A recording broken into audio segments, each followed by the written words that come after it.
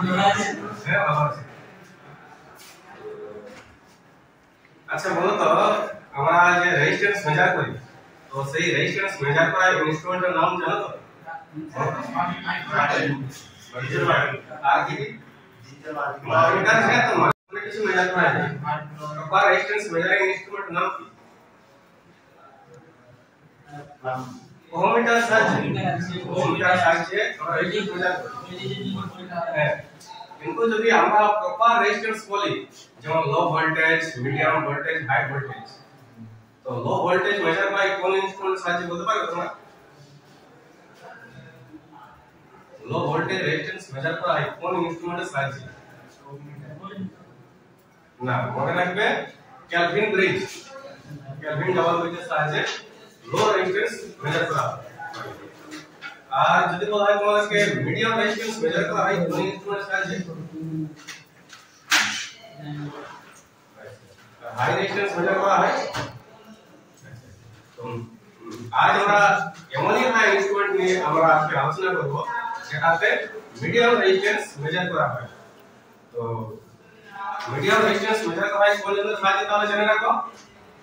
Wheatstone bridge. কি নাম বললাম আমরা তো? হুইটস্টোন ব্রিজের সাহায্যে মিডিয়াম রেজিস্ট্যান্স মেজার করা হয়। তো আমরা আজকে হুইটস্টোন ব্রিজ সম্পর্কে ভালোভাবে জেনে নেব। ঠিক আছে? তো আজকে আমাদের টপিক হচ্ছে হুইটস্টোন ব্রিজ।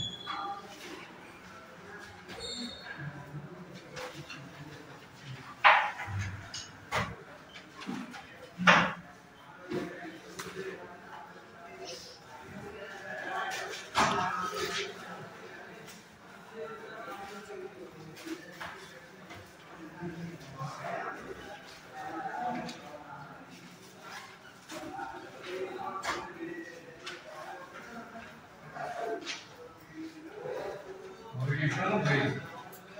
এটা ভালো লক্ষ্য করবে WHEAT হুইটস্টোন ব্রিজ।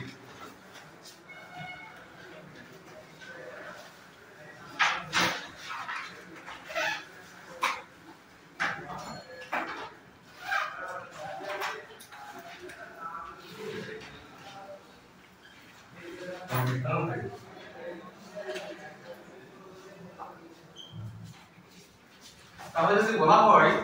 শোনো মন দিয়ে পড়ে লিখো যদি বলা হয় হুইটস্টোন ব্রিজ কি বলবে? হুইটস্টোন ব্রিজ এমনই একটা ইনস্ট্রুমেন্ট যেটা দিয়ে আমরা মিডিয়াম রেজিস্ট্যান্স মেজার করি। হ্যাঁ তো আমরা এখন জানবো হুইটস্টোন ব্রিজ দেখতে কি রকম সার্কিট ডায়াগ্রামটা আমরা জেনে নেব। সার্কিট ডায়াগ্রাম সবার প্রথমে আমরা কি জানবো? আমরা ডেফিনেশন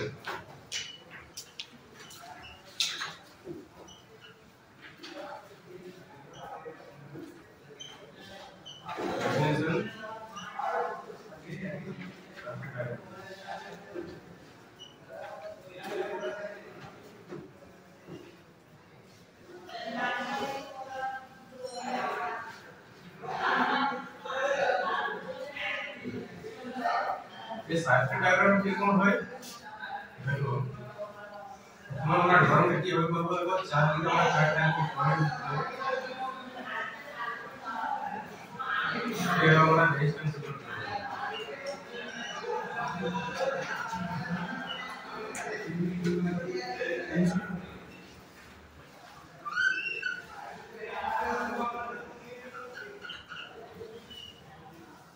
দেখো এরকম চারদিকে চারটা রেজিস্ট্যান্স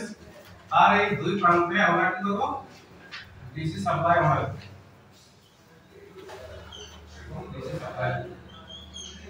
ডিসি সাপ্লাই দিলাম প্লাস মাইনাস কারেন্ট এখন চেক করলে কি হবে পজিটিভ থেকে নেগেটিভ আর এই যে দুই প্রান্ত আমরা ব্যাটারির সাথে কানেক্ট করেছি তার বিপরীত দুই প্রান্ত আমরা বিপরীত দুই প্রান্ত এই দুই প্রান্ত এখানে আমরা একটা গ্যালভানোমিটার দেব গ্যালভানোমিটার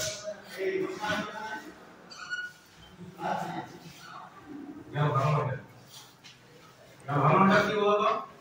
গ্যালভানোমিটার হচ্ছে লো কারেন্ট মেজার করা হয় গ্যালভানোমিটার সাহায্যে আমরা নাম দেব এবিসিডি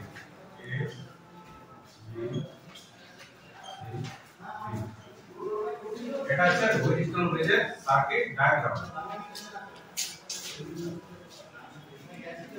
আর রেজিস্ট্যান্স গুলোর নাম দেব পি কিউ আর এস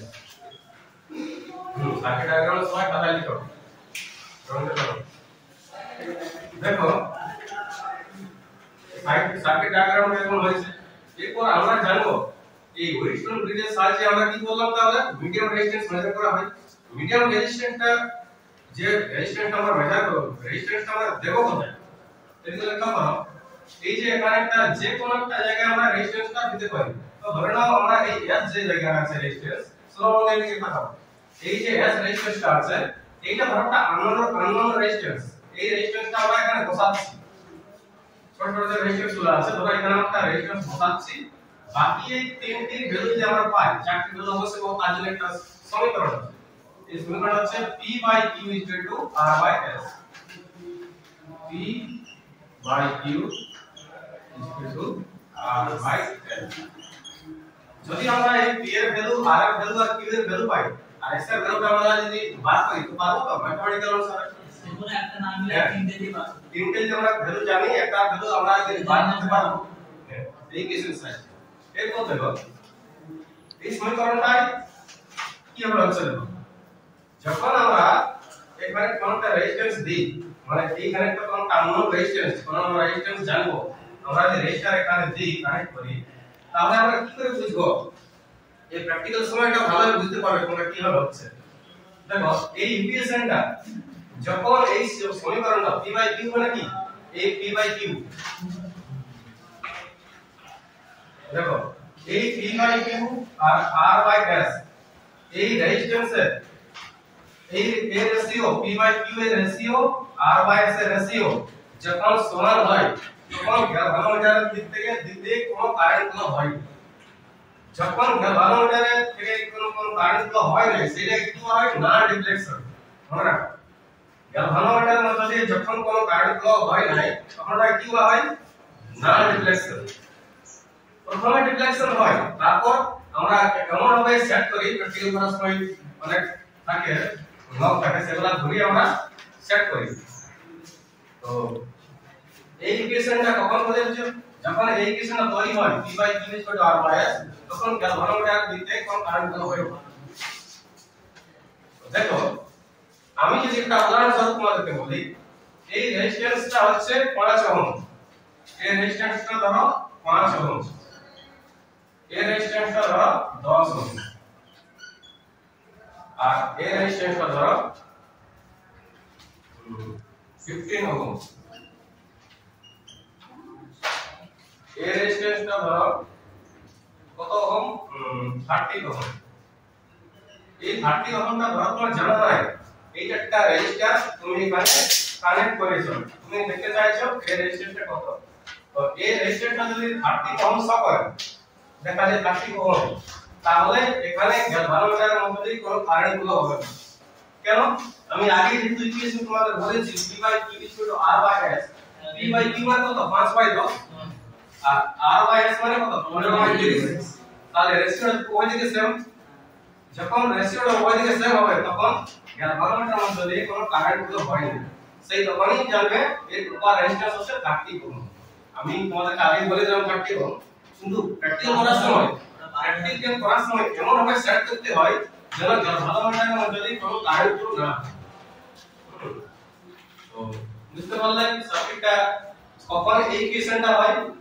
এই p বাই q এর রেশিও r বাই s এর রেশিও কখন সমান হয় যখন গ্যালভানোমিটারের মধ্যে দিয়ে কোনো তড়িৎ প্রবাহ না হয়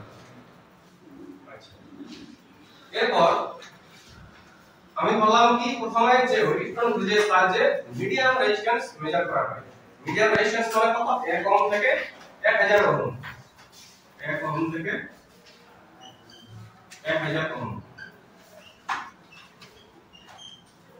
মানে 1 ওহম থেকে 1000 ওহম মানে এটা তো ফিক্স না 1000 ওহম থেকে সামান্য কিছু বেশি হতে পারে হ্যাঁ আর 1 ওহম 1000 ওহম থেকে সামান্য কিছু বেশি হতে পারে বা 1 ওহমের পাশাপাশি হতে পারে এটা কোনো একদম ফিক্স রেঞ্জ নেই তো মোটামুটি মনে রাখো 1 ওহম থেকে 1000 ওহম পর্যন্ত হচ্ছে মিডিয়াম রেজিস্ট্যান্স 1 ওহমের কম হলে লো রেজিস্ট্যান্স 1000 ওহম থেকে যদি বেশি হয় সেটা হাই রেজিস্ট্যান্স তো কেন তাহলে হরিজন্টাল ব্রিজের সাহায্যে আমরা মিডিয়াম রেজিস্ট্যান্স মেজার করি নাই বা মেজার করলেও প্রপার আমরা রেজিস্ট্যান্স দেখতে পাই নাই আর কেন আমরা হাই রেজিস্ট্যান্স মেজার করি না দেখো তাহলে জানো কি না দেখো আমরা যদি মিডিয়াম রেজিস্ট্যান্স সরি লো রেজিস্ট্যান্স যদি আমরা মেজার করি কি হবে দেখো এইখানে আমরা একটা যদি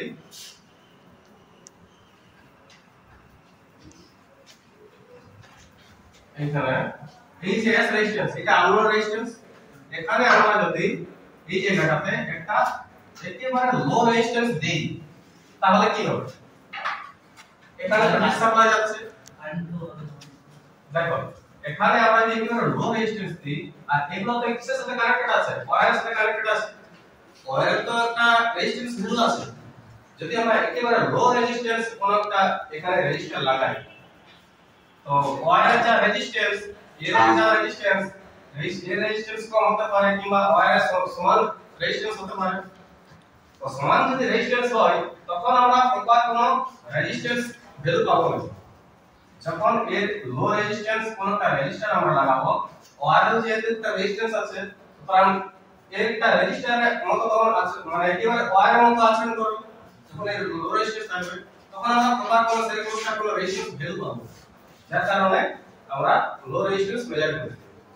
আর যদি আমরা বলি যে এর হাই রেজিস্ট্যান্স আমরা কেন মেজার করি দেখো ভালো লক্ষ্য করো এখানে যত বলি ধরো আমি একটা হাই রেজিস্টার আমরা এখানে কানেক্ট করি এদিকে তাকাও এখানে যদি আমরা একটা হাই রেজিস্টার আমরা কানেক্ট করি আর আমরা যদি রেজিস্টারের ভ্যালু জানতে চাই তখন কি হবে কারেন্ট তো ফ্লো হচ্ছে এদিক থেকে এদিকেও কারেন্ট ফ্লো হবে এদিকেও কারেন্ট ফ্লো হবে ধরো এখানে আই কারেন্ট ফ্লো হচ্ছে আমরা কেসিএল করেছিলাম দুই দিকে যাচ্ছে কারেন্টটা এখানে I1 এখানে I2 কারেন্ট ফ্লো হচ্ছে কারেন্ট কোন দিকে যাবে ওদিকে যাবে যেহেতু এখানে আমরা হাই রেজিস্টার একটা আমরা লাগিয়েছি তো কারেন্ট তো এদিকে যেতে পারবে না হাই রেজিস্ট্যান্স দিকে যাবে না যেদিকে রেজিস্ট্যান্স কম সেদিক দিয়ে কারেন্ট ফ্লো হয় তো এদিকে কারেন্ট যাবে অনলি এই দিক থেকে কারেন্ট যাবে এদিকে কারেন্ট এইভাবে কারেন্ট যাবে যদি এই দিকে কারেন্ট যায় সোজা এইভাবে কারেন্টটা যায় তো এই পথে তো কোনো কারেন্ট যাবে না যেহেতু রেজিস্ট্যান্স অনেক বেশি যার কারণে যেহেতু এই দিকে কোনো কারেন্ট যাবে না তার কারণে গ্যালভানোমিটারে কোনো